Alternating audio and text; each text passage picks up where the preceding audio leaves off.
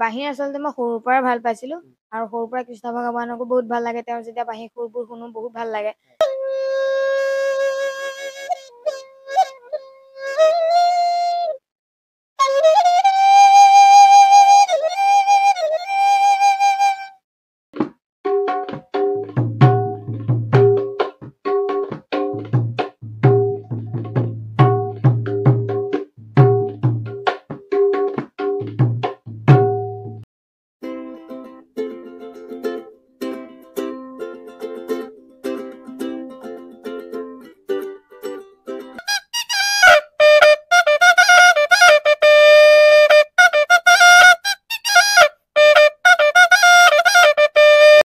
স্বাগতম জনাইছো পোহৰৰ ভিতৰ এই বিশেষ অনুষ্ঠানৰ মাজত। প্ৰিয় দৰ্শকসকল, আজিৰ শিশু কাইলৈ দেশৰ ভৱিষ্যত। আৰু আজি আমি আহি এনে এগৰাকী শিশুৰ সৈতে উপস্থিত হৈছোঁ যি বৰ্তমান সময়ত নিজৰ প্ৰতিভাৰে সামাজিক মাধ্যমত ব্যাপক চৰ্চা লাভ কৰিবলৈ সক্ষম হৈছে। আমি উপস্থিত আছোঁ সাংস্কৃতিক ৰাজধানী যোৰহাটৰ এগৰাকী সুসন্তান। আমি আপোনালোকক চিনাকি কৰাই দিম, কিন্তু তাৰ পূৰ্বতে আমি আপোনালোকক জনাব বিচাৰিছোঁ এইগৰাকী শিশুৰ বাঁহীৰ সুৰত বৰ্তমান সমগ্ৰ ৰাজ্যকে তেওঁ মোহাচন্ন কৰিবলৈ সক্ষম হৈছে। তেওঁ এগৰাকী নিপুণ বাঁহীবাদক, লগতে চিত্ৰশিল্পী, লগতে লোক সংস্কৃতি আৰু লোককৃষ্টিৰ বহুতো বাদ্য তেওঁ হাতত প্ৰাণ পায় বুলি ক'লেও ভুল কোৱা নহ'ব। আমি বিশেষ দীঘলীয়া পাতনি মেলিব খোজা নাই। আমি পোনে পোনে আপোনালোকক চিনাকি কৰাই দিব বিচাৰিছোঁ যোৰহাটৰ যি অভি কাশ্যপ, আজি আমাৰ অতিথি। অভি, তোমাক অনুষ্ঠানলৈ স্বাগতম জনাইছোঁ। হয়, ধন্যবাদ। আমি কথা বতৰা আলোচনা কৰিম তোমাৰ লগত, কিন্তু যিহেতু তুমি বাঁহীৰে যথেষ্ট সামাজিক মাধ্যমত চৰ্চা লাভ কৰিবলৈ সক্ষম হৈছা, গতিকে আজি অনুষ্ঠান আমি যদি তোমাৰ বাঁহীৰ সুৰেৰে আৰম্ভ কৰিব পাৰোঁ। হয়, নিশ্চয়। মই ভাদ মাহ যিহেতু চলি আছে, সেইবাবে ভাদ মাহতে এটি ভক্তিৰস গীতৰ মই বজাব চেষ্টা কৰিছোঁ।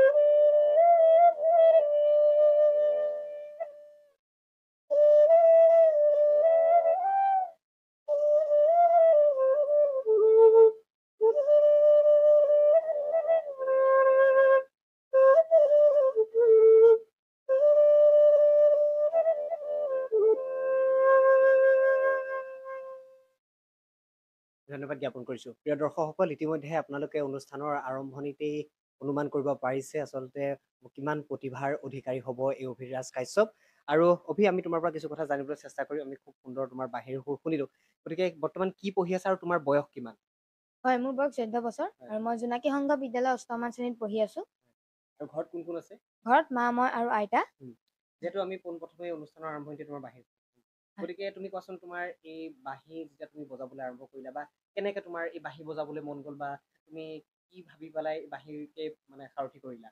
হয়, বাঁহী আচলতে মই সৰুৰ পৰা ভাল পাইছিলোঁ আৰু সৰুৰ পৰা কৃষ্ণ ভগৱানকো বহুত ভাল লাগে। তেওঁৰ যেতিয়া বাঁহী সুৰবোৰ শুনো বহুত ভাল লাগে আৰু টিভিত যেতিয়া ওলায়। আৰু তাৰ পৰা মই সৰুতে যিবোৰ মেলাত যিবোৰ সৰু সৰু বাঁহী ওলায়, সেইসমূহ মই দেউতাৰ লগত গৈ কিনিছিলোঁ আৰু সেইসমূহ বজাবলৈ চেষ্টা কৰিছিলোঁ। আৰু আটাইতকৈ আগ্ৰহী বুলি মই লকডাউনৰ সময়ত মই বহুত আগ্ৰহী হ'লোঁ। আৰু সেই সময়তে মই মোৰ প্ৰথম গুৰুৰ ওচৰত মই শিক্ষা লৈছিলোঁ বাঁহীৰ। তেওঁ আছিল মৃগাংকৰ দাস। তেওঁৰ ওচৰত মই বাঁহীৰ প্ৰাথমিক শিক্ষা গ্ৰহণ কৰিছিলোঁ। আৰু তাৰপিছত মই এতিয়া ভৰত হাজৰিকা কাৰ্দম কলা কাননত মই শিক্ষা গ্ৰহণ কৰি আছোঁ বাঁহীৰ। আৰু তুমি যিহেতু জনা আনুষ্ঠানিকভাৱে তুমি শিক্ষা গ্ৰহণ কৰিছা, বাঁহীৰ উপৰি আৰু তুমি কি কি বজাব জানা? হয়, বাঁহীৰ উপৰি মই নেগেৰা, খোল, দুতুৰা আৰু যিবোৰ ৱেষ্টাৰ্ণ আমাৰ ইনষ্ট্ৰুমেণ্ট আছে, ইকুলেলে হওক আৰু এটা আছে চাইনিজ ডিজি ফ্লুট, উম। সেইটো বজাব জানো। পেপা আছে আমাৰ অসমৰ, উম। আৰু মাউথ অৰ্গেন। তুমি যিহেতু কৈছা যে চাইনিজ এইটো কি কি নাম ক'লা, আচলতে আমি পাহৰিয়ে গৈছিলো। হয়, চাইনিজ ডিজি ফ্লুট, যিটো চাইনাত বনোৱা হয়। আচলতে আমাৰ যিবোৰ বাঁহী আছে সেইবোৰতকৈ অলপ বেলেগ ধৰণৰ হয়। ব্যতিক্ৰম হয়। হয়, হয়। হয়। গতিকে আমি যদি তাৰ কিছু পৰিৱেশন আমি দৰ্শকসকলক যে শুনাব পাৰো নেকি? হয়, হয়, নিশ্চয়। তেওঁৰ প্ৰিয় দৰ্শকসকল আহক, আমি এই ব্যতিক্ৰম বাঁহীৰ সুৰো আপোনালোকলৈ আগবঢ়াওঁ।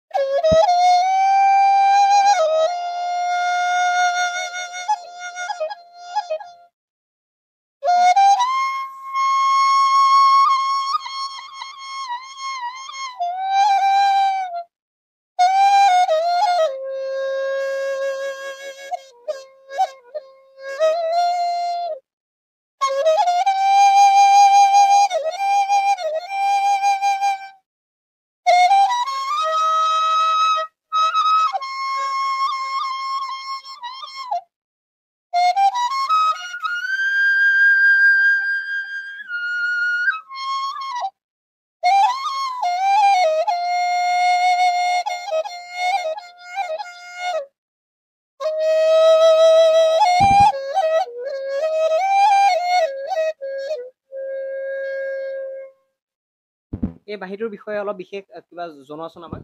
মানে ইয়াৰ সুৰ আৰু স্বৰসমূহ পৃথক আমাৰ বাঁহীতকৈ। হয়, হয়, হয়, জনোৱাচোন অলপ। পৃথক হয়। আৰু আচলতে বাঁহীটোত আমাৰ বাঁহীবোৰ যিবোৰত থাকে হয়। তাতকে আৰু এক্সট্ৰা এটা ফুটা থাকে, যিটো কোৱা হয় মেম্বাৰেন হোল বুলি। হয়। এই মেম্বাৰেন হোলৰ এখন মেম্বাৰেন কাগজ পোৱা যায়। সেই কাগজখন লগালে এটা বেলেগ ধৰণৰ এটা চাউণ্ড আহে। উম। সেই চাউণ্ডটো এই কাগজখনৰ সহায়ত আহে। উম। আৰু এই বাঁহীটো আচলতে মানে বহুত দীঘল হয়। উম। সেইবাবে তেওঁলোকে সুবিধাৰ বাবে এই বাঁহীটো এনেকে দুভাগ কৰিব পাৰি। উম। এই মাজডোখৰৰ পৰা এনেকে দুভাগ কৰি ল'ব পাৰি বাঁহীটো। এইটো আৰু মানে খুলিব পৰা ইয়াত খুলিব সুবিধা পৰা আছে। হয়, খুলিব পৰা সুবিধা আছে। উম। আৰু বাঁহীটো এনেধৰণৰ হয়।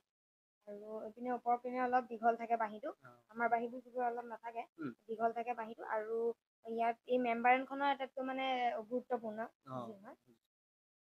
এতিয়া তুমি যিহেতু জনালা যে এইটো বাঁহী ইয়াতকৈ কিছু পৃথক, হয়। এই বাঁহীটো তুমি ক'ৰ পৰা আনিলা? মানে কোনোবাই তোমাক উপহাৰ দিলে বা নে নিজে ক্ৰয় কৰিলা ক'ৰবাৰ পৰা? হয়, মই অনলাইনত পাইছিলোঁ আৰু উপহাৰ পাইছিলোঁ মোৰ বাৰ্থডেত। হয় নেকি? হয়। খুব ভাল কথা আচলতে। প্ৰিয় দৰ্শকসকল, ইতিমধ্যে আপোনালোকে অনুষ্ঠান চাই আছে পোহৰ লাইভেটৰ। আমি অভিৰাজ কাশ্যপৰ সৈতে আজি কিছু কথা মই আপোনালোকক জনাবলৈ চেষ্টা কৰিছোঁ। অভি, যিহেতু তুমি বৰ্তমান সময়ত সামাজিক মাধ্যমত ব্যাপকভাৱে চৰ্চা লাভ কৰি আছা আৰু যথেষ্ট ৰূপে ভাইৰেল হৈ আছা, বহুতো লোকে বিভিন্ন কমেণ্ট দিছে বা তুমি সেইসমূহ তুমি পঢ়িছা নিশ্চয়? হয়, হয়, নিশ্চয় পঢ়িছোঁ। বহুত হয়। ভাল লাগিছে। হয়। যেতিয়া তোমাক যোগাত্মক কমেণ্ট লোকে দিয়ে, তেতিয়া তোমাৰ কেনেকুৱা লাগে যে কিবা সঁহাৰি যেতিয়া ৰাইজৰ পৰা পাইছা, কেনেকুৱা লাগে অনুভৱ? হয়, বহুত ভাল লাগে। আৰু মোক বহুতে ৰাইজে সহায় আৰু সহযোগিতা জনাইছে। মোক উৎসাহ দিছে, অনুপ্ৰেৰণা জগাইছে। মোক আৰু ভাল ভাল কাম কৰি যাবলৈ মোক সহায় কৰিছে। আৰু মোৰ সেইকাৰণে বহুত ভাল লাগিছে ৰাইজে মোক ইমান মৰম দিয়াৰ বাবে। আৰু তুমি প্ৰথমতে ঘৰতেই অনুশীলন কৰি আছিলা বা বিভিন্ন অনুষ্ঠানত বজাইছিলা। হয়, হয়। সামাজিক মাধ্যমত এনেকে ভিডিঅ' দিম বুলি সেই চিন্তাধাৰাটো মনলৈ কেনেকৈ আহিলে? সেই চিন্তাধাৰাটো মোৰ দাদাই দিলে, নয়নমণি দাই দিলে। আৰু নয়নমণি দাৰ সহায়তে মই তেনেকে ভাবিলোঁ যে হয়, ষ্টুডিঅ' এটা নিজে অলপ সৰুকে কিবা এটা বনাই মই সামাজিক মাধ্যমত আপলোড দিম ভিডিঅ'জবোৰ। আৰু তাৰ পিছৰ পৰা মই তেনেকে আপলোড কৰি আছোঁ ভিডিঅ'বোৰ। আৰু তুমি যিহেতু জনাইছা যে তুমি খোল বাদ্য বা নাগাৰা এনেধৰণৰ লোকবাদ্যসমূহ তুমি পৰিৱেশন কৰা, গতিকে এইবাৰ তুমি কি পৰিৱেশন কৰি শুনাবা? এইবাৰ মই খোল শুনাই দিছোঁ। ঠিক আছে। হয়, খোলৰ মই কোনো আনুষ্ঠানিক শিক্ষা এতিয়ালৈকে গ্ৰহণ কৰা নাই। মই ইউটিউবৰ ভিডিঅ' চাই চাই মই খোল শিকি আছোঁ। আৰু আচলতে খোলৰ যিটো তালিকা থাকে সেইটো বাওঁহাতে লোৱা নহয়। আৰু মোৰ আচলতে লগৰ বাওঁহাতে সেইকাৰণে মই ল'ব লগা হৈছে। সেয়ে মোক ক্ষমা কৰিব। আৰু যদি কিবা ভুল ভ্ৰান্তি হয় মোক আগতে মই ক্ষমা মাগিছোঁ। আৰু মই এতিয়া পৰিতালখন অলপ বজাবলৈ চেষ্টা কৰিছোঁ।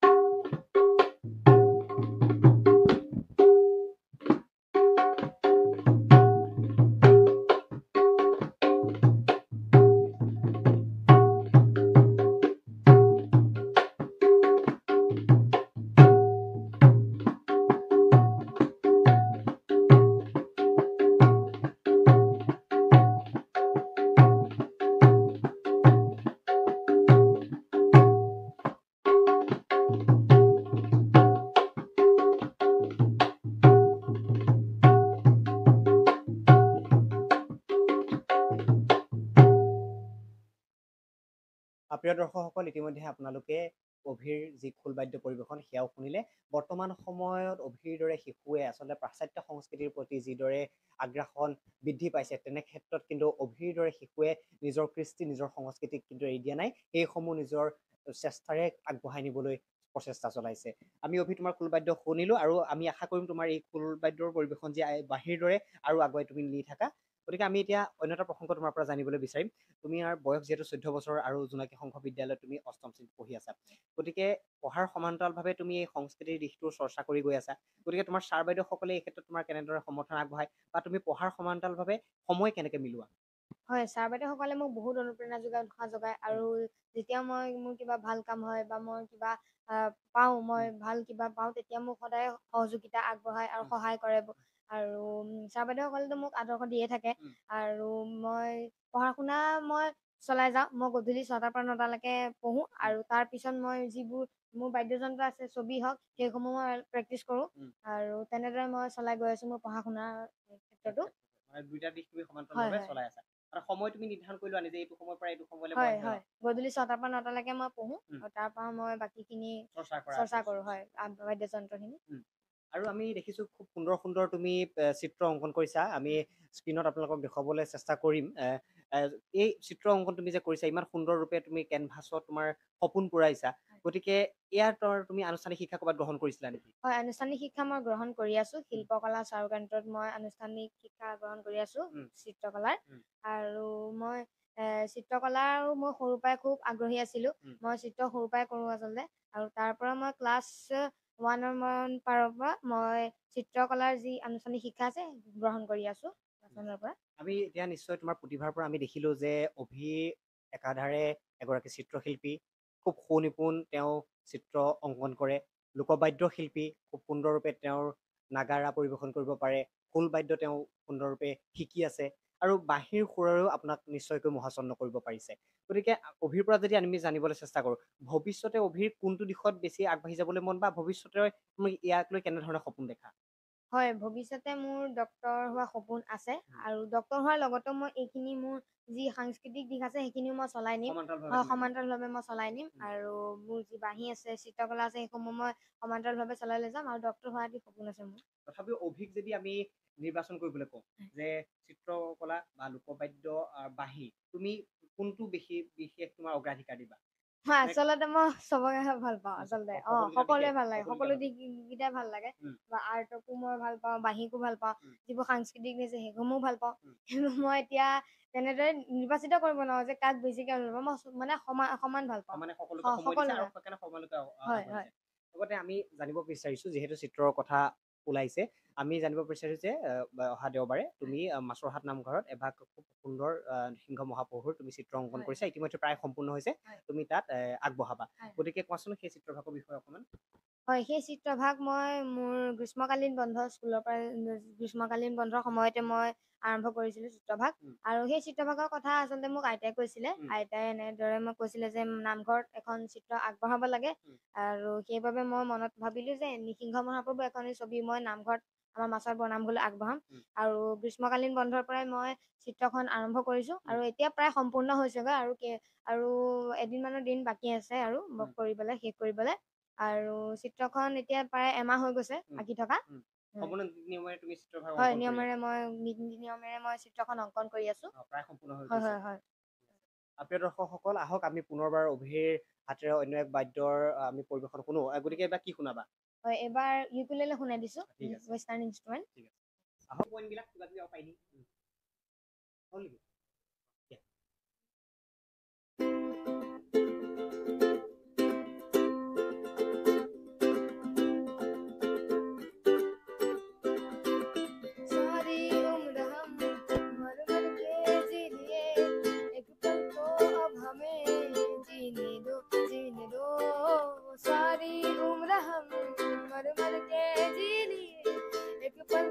अब हमें जीने दो, जीने दो।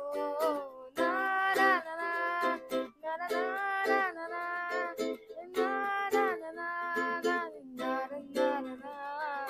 Give me some sunshine, give me some rain, give me another chance. I wanna go up once again. Give me some sunshine, God's gonna grow up once again.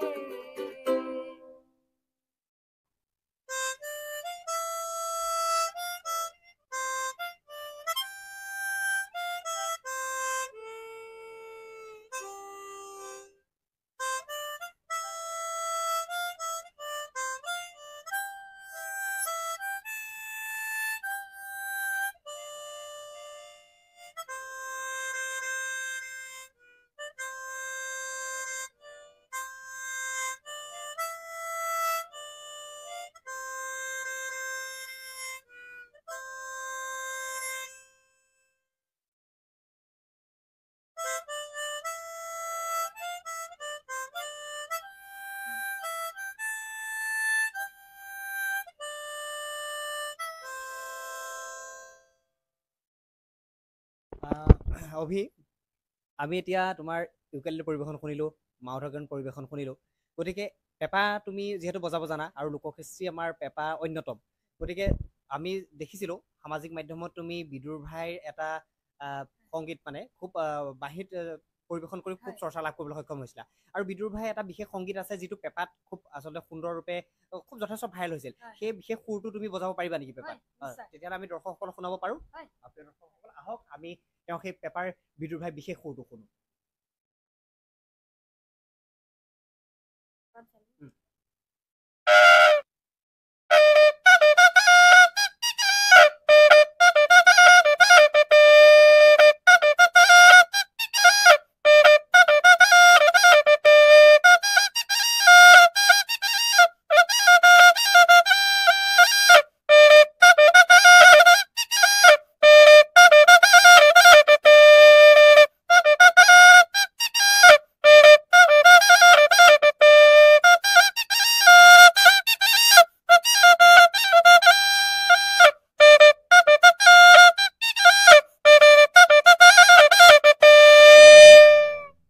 নিশ্চিতভাৱে ধন্যবাদ।